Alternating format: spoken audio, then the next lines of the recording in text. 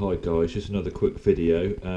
Just running the Dura C24 wheel set here on the my latest build, the Felt F FRD.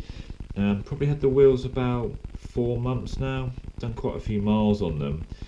This front wheel started to develop, or has developed, a strange sound, which I thought was the forks, then the brake caliper. I checked the spokes, and then finally kind of narrowed it down to a metallic sound inside the rim. I've had the wheel off, the tyre off, the tube off, but not the rim tape.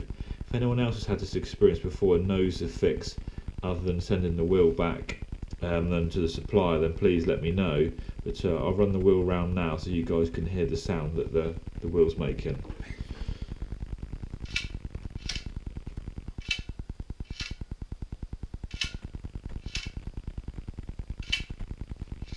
If you've got any idea or know what it is, just pop the comments in the box below, and hopefully I can find an easy fix for it. Cheers guys.